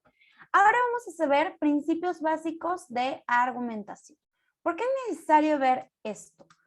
Porque nosotros somos guías y si nosotros no sabemos los procesos, los principios o la forma de argumentar, no podemos darle bases a los chicos. No podemos hacer un guiado de forma correcta. O por último, hacemos un guiado que sea paralelos, como específico. Y eso es particularmente un poco complicado, ¿verdad? Porque no van a tener un norte, como le decimos. Entonces, vamos a aprender el día de hoy la argumentación. Primero, hay que conocer dos conceptos importantes antes de argumentar. El primer proceso que vamos a conocer de argumentación es la probabilidad e impacto. El primero es la probabilidad. ¿Qué significa la probabilidad? La probabilidad es la certeza o la posibilidad, plausibilidad de que aquello que estamos explicando suceda en la realidad, es decir, que sea probable que sea cierto. Pero en específico, tiene que ser materializable, o sea, no es solamente ya, yo creo un argumento súper fantasioso que suena muy, muy, muy argumentado, muy lógico en cuestión de ideas, lógico, pero es poco probable que suceda. Por ejemplo, yo voy a decir que en el Perú toda la gente va a donar porque la donación es importante, vital, bla. Pero es probable que eso suceda. O sea, ¿el argumento tiene probabilidad en ese sentido? Probablemente no, pero realmente es muy complejo que eso suceda. Entonces, en realidad, la probabilidad es muy importante, sobre todo cuando lo evaluamos. Cuando evaluamos este tipo de cosas, cuando evaluamos nuestros argumentos de nuestros chicos, porque si ellos nos están diciendo algo que no tiene una argumentación, no es probable que suceda en la realidad, ¿qué hacemos? Entonces, efectivamente, tenemos que corregir eso. Tiene que ser un argumento probable. Tiene que ser posible que suceda en la realidad material en la que vivimos o en la que se sitúa el debate. No siempre el debate se va a situar en Perú. Ojo con eso. El debate podría situarse en un contexto de otros países, podría situarse en diferentes situaciones. Pero en efecto es necesario esto. Muy bien.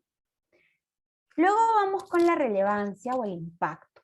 El impacto o relevancia es las dimensiones de lo que causa mi argumentación. O sea, es como el causa-efecto, ¿no? ¿Qué efecto produce esta argumentación respecto a la problemática que mi moción trata de resolver? Porque recordemos, por ejemplo, que, disculpen, que las mociones políticas buscan, por ejemplo, resolver problemáticas. Entonces, verdaderamente mi argumento resuelve esta problemática, ¿realmente lo hace o no lo hace? Es muy importante ver, entonces, en este caso en particular, qué cosa, de qué trata la moción, ¿no? Es como resolvemos, no resolvemos, es probable que suceda, sino también qué probablemente puede causar. El impacto es vital. Entonces, pero en función a eso, ¿cómo sería un gran argumento? Un gran argumento es el que equilibra impacto y probabilidad. No solamente de que sea muy probable que pase, sino que también cause un efecto grande. Veamos, por ejemplo, hablemos de los bonos económicos. ¿Es probable que nos den bonos económicos? Sí, el gobierno tiene ciertas capacidades económicas para poder darnos bonos a las personas. Y también veamos entonces el impacto. ¿Cuál es el impacto que esto causa? Que pues muchas, porque no son pocas, muchas personas tengan específicamente mucho más ingreso salarial que les permite comprar más cosas y eso, qué sé yo, dinamiza la economía. Entonces, no solo, miren, explico que algo es probable, sino que al mismo tiempo eso que estoy explicando que es probable que suceda en la realidad, estoy demostrando que es importante, que tiene un impacto, que causa un cambio, que tiene un efecto grande o positivo. No necesariamente siempre va a tener que ser grande el impacto, pero sí necesariamente tiene que ser en su mayoría existente. O sea, tiene que existir un impacto. Ahora, ¿cuáles son los errores más comunes de esto del impacto y la probabilidad? Es que a veces tenemos argumentos muy probables, o sea, es muy probable que esto pueda suceder, es muy probable que se den bonos a las personas, pero es poco relevante, ¿no? El bono es de 10 soles.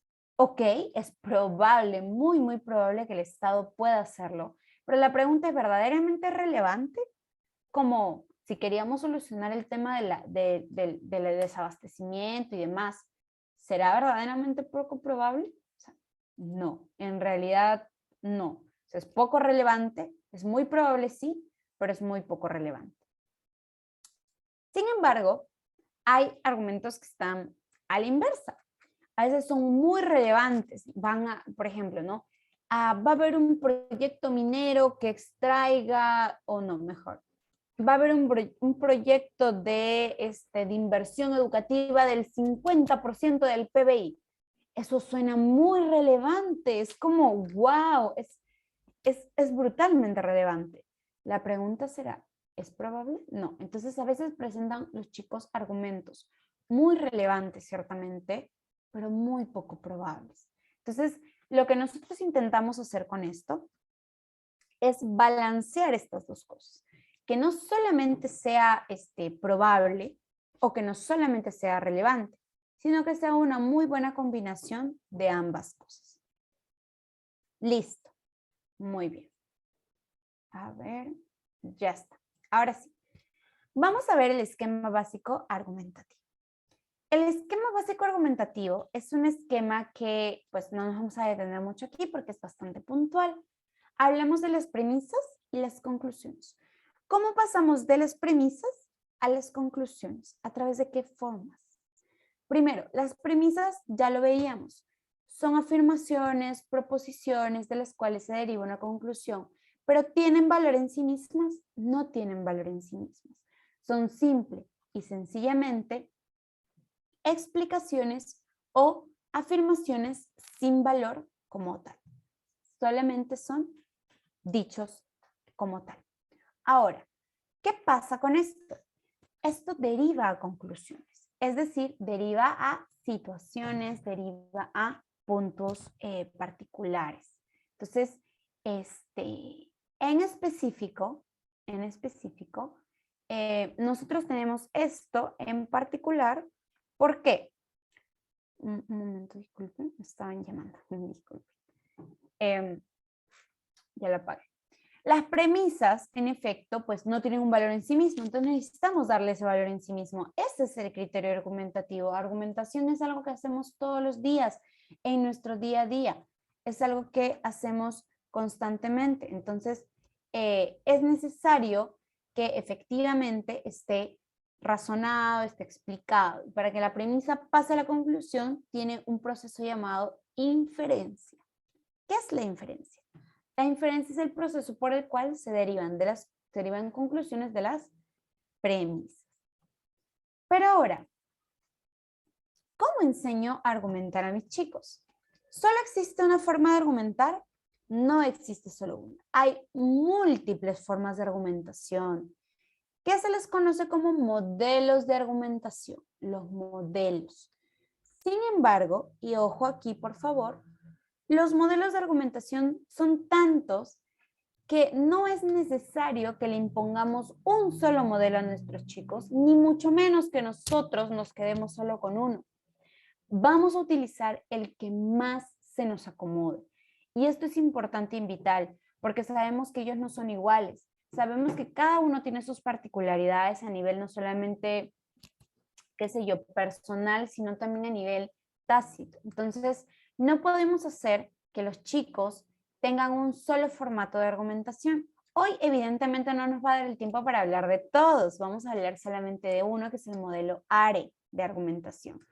Sin embargo, de estos modelos de argumentación, siempre van a haber más. Yo los invito siempre a investigar para que podamos encontrar darles a los chicos todas las posibilidades de modelos de argumentación y que ellos seleccionen el que más les guste.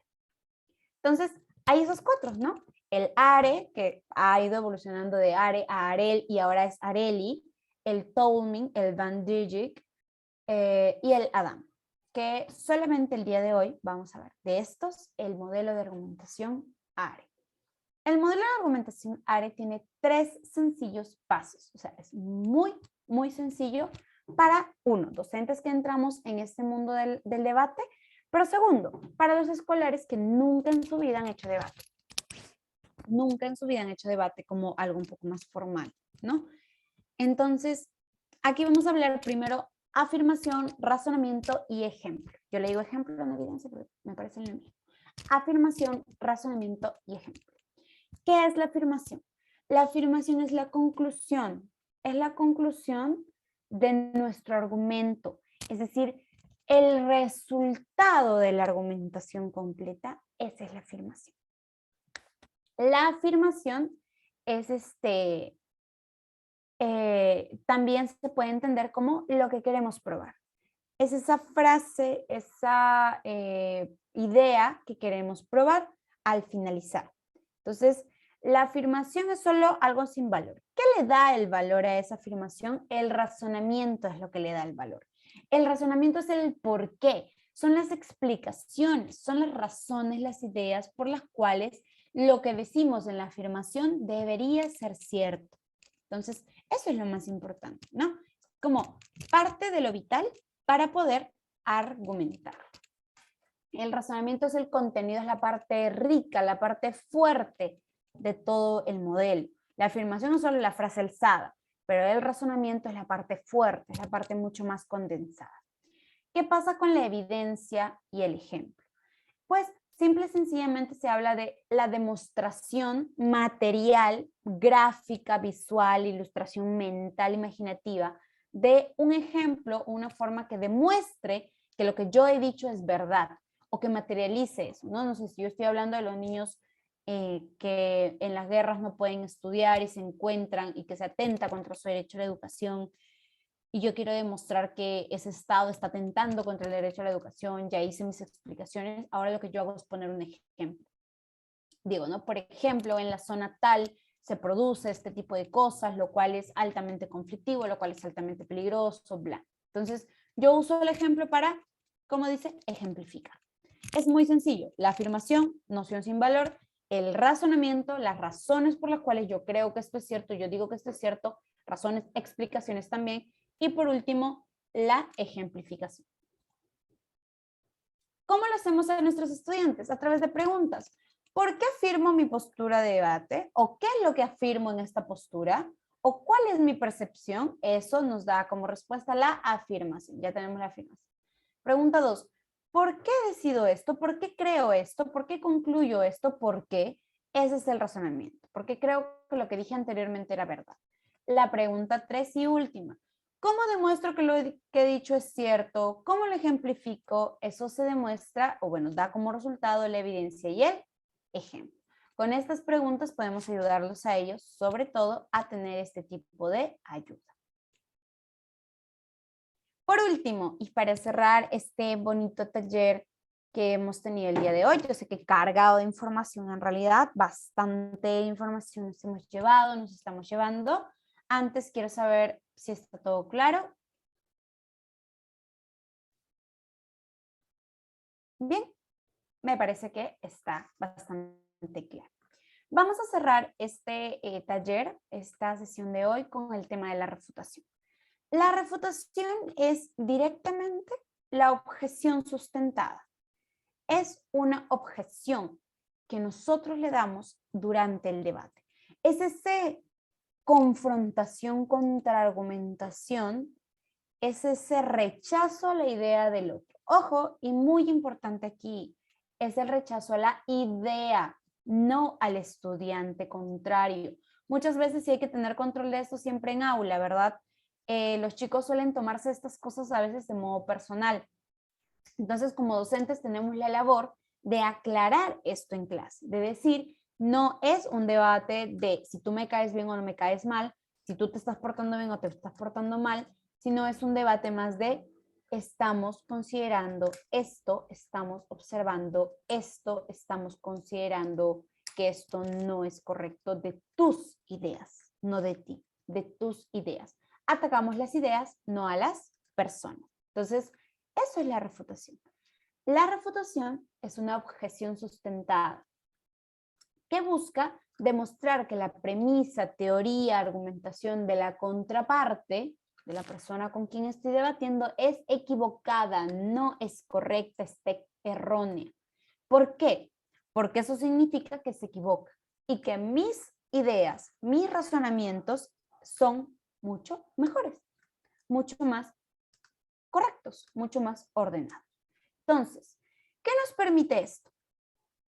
Esto nos permite entender que la refutación es un paso vital, al igual que la argumentación. Todo en debate tiene procesos y son vitales.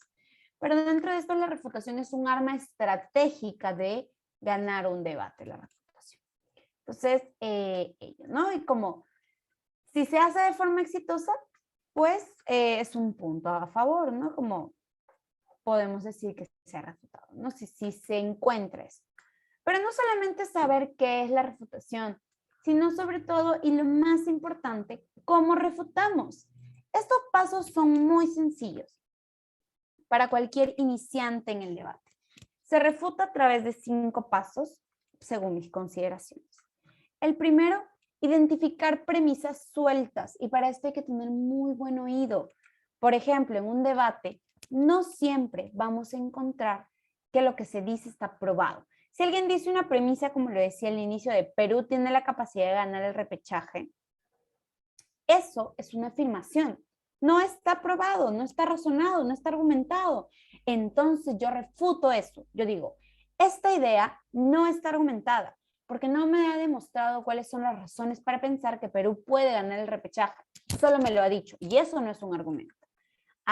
Cuando identificamos las premisas sueltas, le quitamos el valor porque las premisas, como tal las afirmaciones, tienen una connotación de hacernos o querer hacernos creer que lo que se dice es medianamente cierto. Y a veces podemos pensar que ya está probado, que ya está demostrado, que está argumentado, cuando no es así. Entonces hay que tener muy buen oído para ese caso en particular. Lo segundo, encontrar una falla lógica. ¿A qué me refiero o qué nos referimos con falla lógica? Cuando hablamos de la falla lógica, hablamos de ese vacío, ese que nos da un argumento, ese error que hay en su argumentación. ¿Por qué?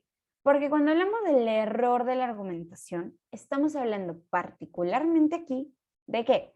De una falla en el argumento o un salto de un argumento. No sé. Considero que si se bajan los precios del aceite, mañana se acaba el hambre mundial. Es muy raro. Eso evidentemente es un ejemplo bastante exagerado. Sin embargo, es un ejemplo que nos permite identificar específicamente esto en particular. Entonces, primero podemos identificar premisas sueltas o podemos, segundo, encontrar fallas en los argumentos. Si yo digo que la donación de órganos cuando sea obligatorio va a solucionar todos los problemas de necesidades de órganos, sí puede ser cierto, pero ahí podemos encontrarle una falla lógica, que no siempre va a solucionar todos. Puede solucionar algunos, pero no todos. Y eso significa que su idea puede estar incorrecta.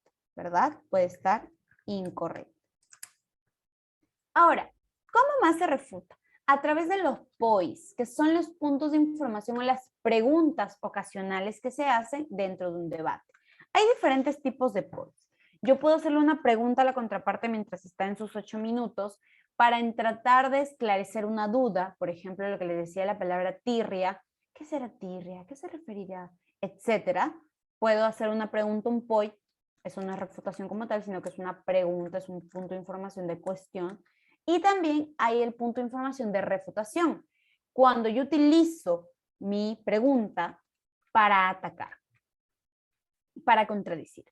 ¿Pero qué acaso no es distinto lo que pasa? ¿O qué acaso no es lo contrario a lo que mencionas? o le decimos, ¿no? Eso es falso, funciona de esta forma. Esas son refutaciones, pues no hay mucho tiempo para esas, evidentemente, porque solamente te dan un tiempo muy limitado, 15 segundos para hacer tu pregunta o aclaración o POI. Sin embargo, puede ser un primer inicio de una refutación mucho más desarrollada más adelante en el siguiente discurso. Pero el POI también se puede utilizar para refutar. Ahora, ¿cómo se refuta también? Cuando un argumento por parte de una persona está sumamente bien explicado, súper ordenado, que parece que no hay falla lógica alguna, tenemos que empezar a atacar de la misma forma. Si es un argumento súper ordenado, atacamos de forma ordenada. Lo atacamos de forma puntual, de forma muy particular.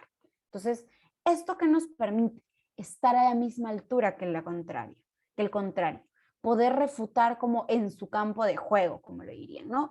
Lo está haciendo ordenado, entonces hay que refutar de manera ordenada. Si primero este era su primer argumento, empiezo por ese argumento. Si este era el tercer argumento, antes del tercero hago el segundo argumento. Y así de forma ordenada. Ahora, el último. Siempre es importante que la refutación concluya un poquito a nuestro favor. Y acá no hablo de la réplica, ojo, esas son cosas distintas.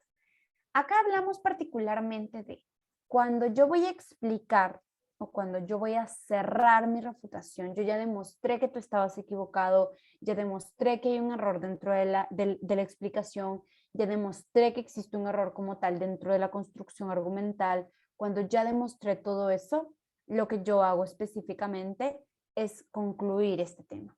¿A qué me refiero con concluir este tema? Me refiero específicamente a decir, ya he refutado esta idea, quiere decir que mi idea tenía razón, la de él he demostrado que es falsa. Esa es una forma de concluir a su favor.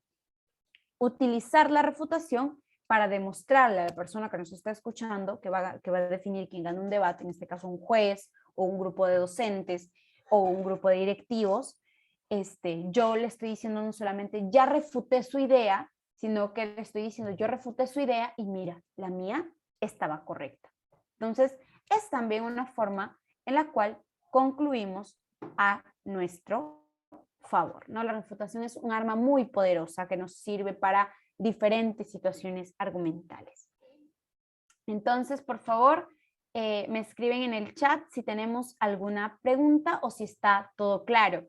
No sé, María, Darío, William, que dice Lourdes, que dice Pedro, que dice Freddy, que dice Gladys, que dice Josué, que dice Efraín, todo claro, me colocan por favor en el chat, que dice Roxana, que dice Mari, que dice Marta, que dice Liliana, que dice Luis, qué alegría también que hayamos entrado todos el día de hoy en la sesión, que dice Anabel, que dice Melba, que dice Ricardo o Isidro, ¿está todo claro hasta el momento? Rocío, Jenny, Alejandra, ¿hay alguna pregunta o está todo claro? Para poder cerrar esto correctamente. Recuerden que tenemos los micros silenciados, así que les pido que escribamos en el chat específicamente. ¿Todo claro hasta aquí? Gracias, muchas gracias Margarita. Entonces, sí, al parecer está todo claro, no tenemos preguntas.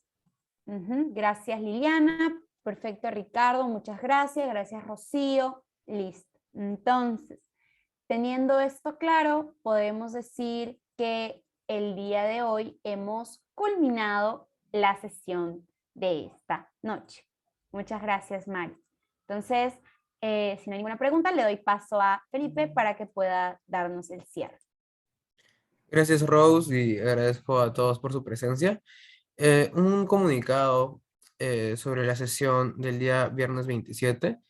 Tenemos unas complicaciones, no vamos a cancelar la sesión, pero la vamos a adelantar media hora. Este horario va a llegar a su correo junto con la grabación de la sesión que nos ha dictado Rose, entonces para que tomen en cuenta que la sesión del viernes 27 comienza a las 6:30 y no a las 7 como estamos habituados. Pero eso sería todo, agradecemos una vez más su asistencia y esperamos verlos en la próxima sesión. Pueden retirarse sin ningún problema. Gracias, Rose, y gracias a todos por su asistencia.